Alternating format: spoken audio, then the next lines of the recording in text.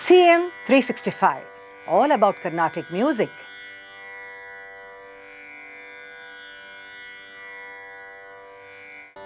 If you look at the compositional forms as prevalent today, we see that the Kriti is the most popular and common one. Of course, this is because of the fact that the Kriti can have multiple kinds of structures and dimensions. And we see that each composer has looked at the Kriti format in different ways. Even Tyagaraja, Shyama Sastri and Dikshidhar have had their own way of structuring the Kriti. But of course today, when we talk about Kriti or make a mention of the word Kriti, we generally think of it as a composition or a structure with a Pallavi, Anupallavi and Charanam. And many composers of the post-Trinity period actually have resorted mainly to this form or structure, I would say. And here for this again we have Sri Tyagaraja as the main contributor towards this kind of a format, because of the fact that in Dikshidhar we see that he has also had two-part compositions with what we call as the Samashti Charanam, or in the case of Shyama Sastri we've had multiple Charanams as part of his composition, like Pallavi, Anupallavi and multiple Charanams. But the concept of the Pallavi, Anupallavi and Charanam, and also of course in the melodic aspect where the melody of the Anupallavi gets repeated verbatim in the latter part of the Charanam, is again a major contribution of Tyagaraja, which has been followed by many others after that. Now, though we see the Kriti as this particular format that we see today, it is not that just overnight this format or structure evolved, and it has actually undergone a lot of evolutions, I would say. A lot of transitions have happened.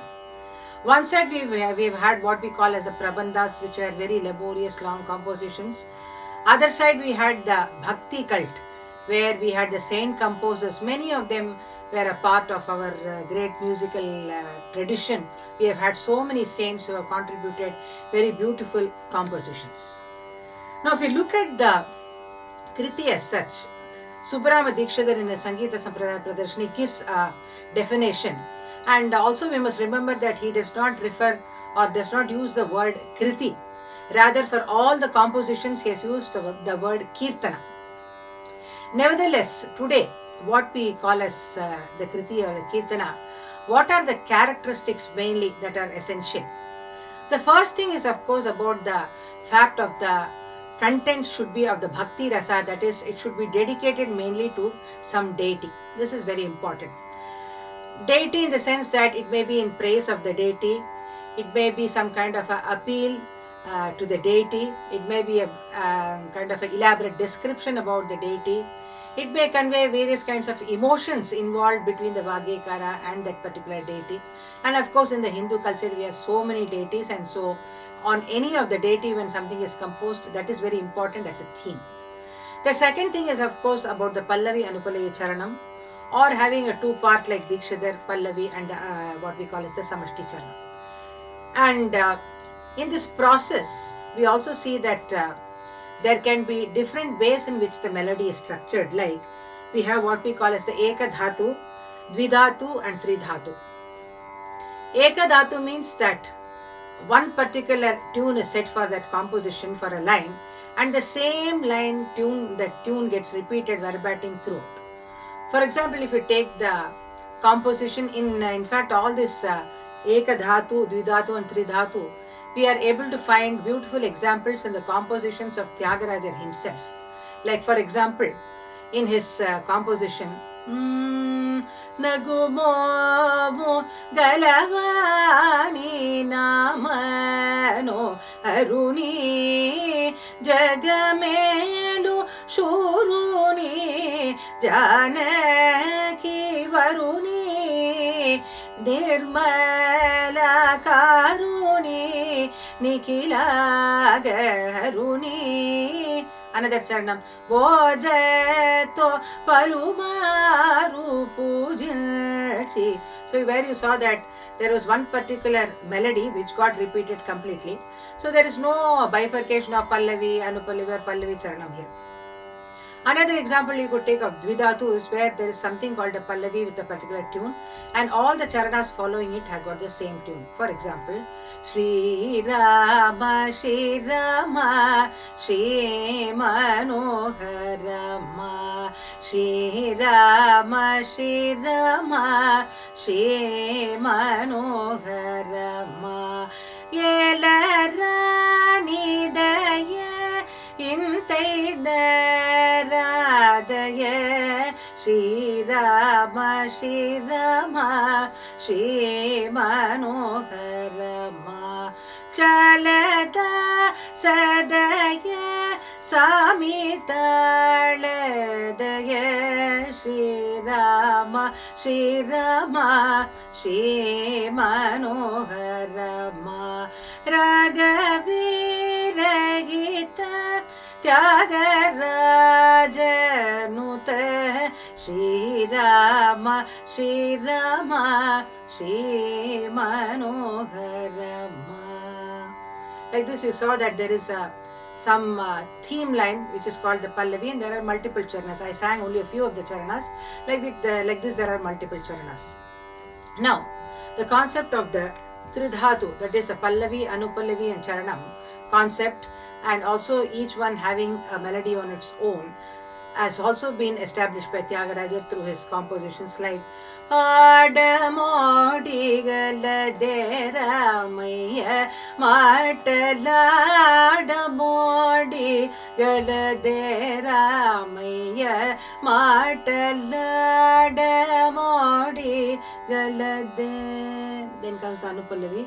Todu nide nive anuchunu bhakti gudina padamu batina nato mata ladamodi galade. The next section. Chadubulani delisi Shankaram Shudai Sadayuda Shoka Sambhavudum Roka Kadalutau Budni Balka Jesi Devi Gaganu Tyaga Raju Adina Bata Ladamodi Galadera Maya Matalada Modi Galade. So where you saw that a particular theme line has been taken and it is expanded through the composition.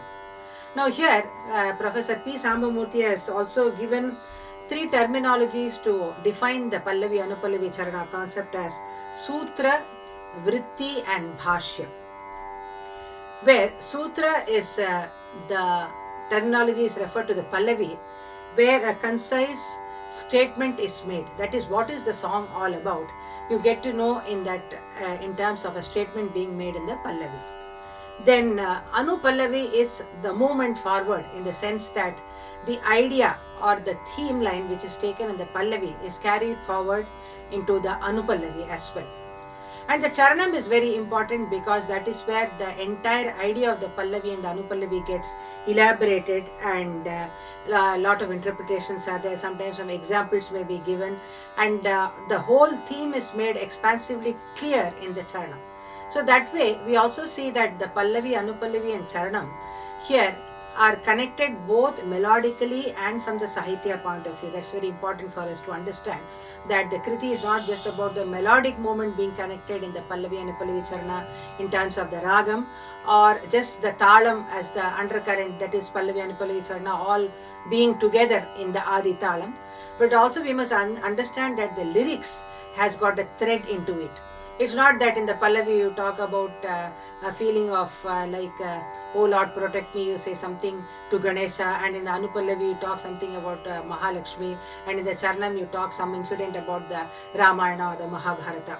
So it should not be like disintegrated kind of themes. So it's very important that what is being started off as a theme line in the Pallavi gets carried forward into the Anupallavi, and it is further elaborated and completed. The whole idea, what the Vagyakara wants to convey through his composition, the whole idea in terms of the Sahitya also gets complete within that particular composition. So finally we see that even in the Gana Krama we sing the Pallavi, then the Anupallavi and back to the Pallavi to show that that is the theme line, and the Charanam and again back to the Pallavi, in terms of the melody also and in terms of the theme also. By singing that Pallavi finally we see that the composition gets completed. CM 365, all about Carnatic music.